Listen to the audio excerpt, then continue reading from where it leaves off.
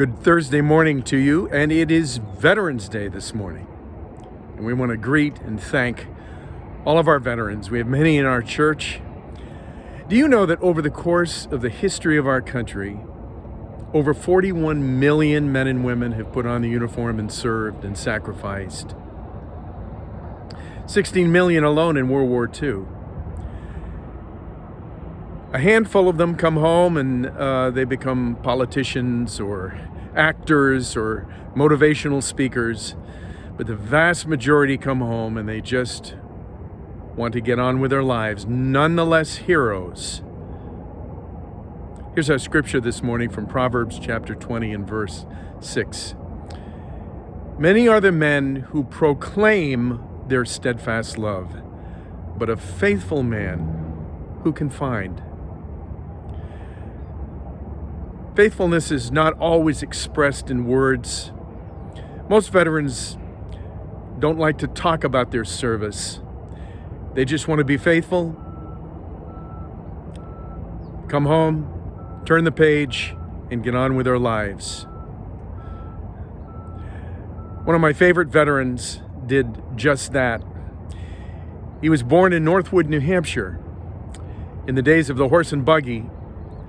And then he moved to Kittery, where he took up a couple of local hobbies. He had 6 lobster traps, and he became a fisherman.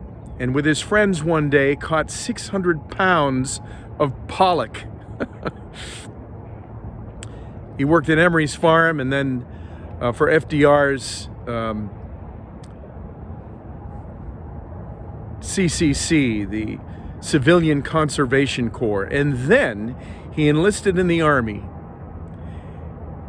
His plan was to be there for a year, but then Pearl Harbor happened, and he ended up being in the Army for, he says, about 3 years, 8 months, and 20 days, but he wasn't counting.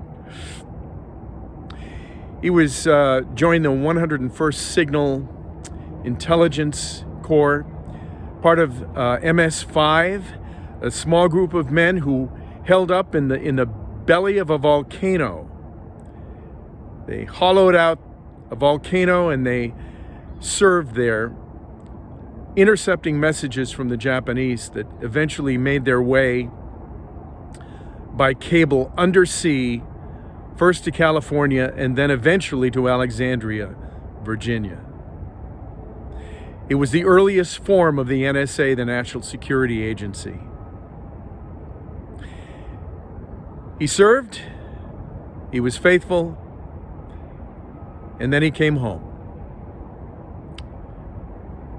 When asked about whether the name that's given to his generation, the Great Generation, was appropriate, he says, "I think so.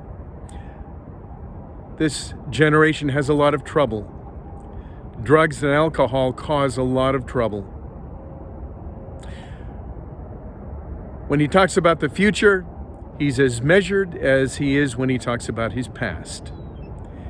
He says, I guess I'll just try to keep going on. And Malcolm Foss continues to go on. Malcolm, we love you. We love all of you who are veterans who with your families have served and sacrificed. We hope you have a wonderful day. God bless you.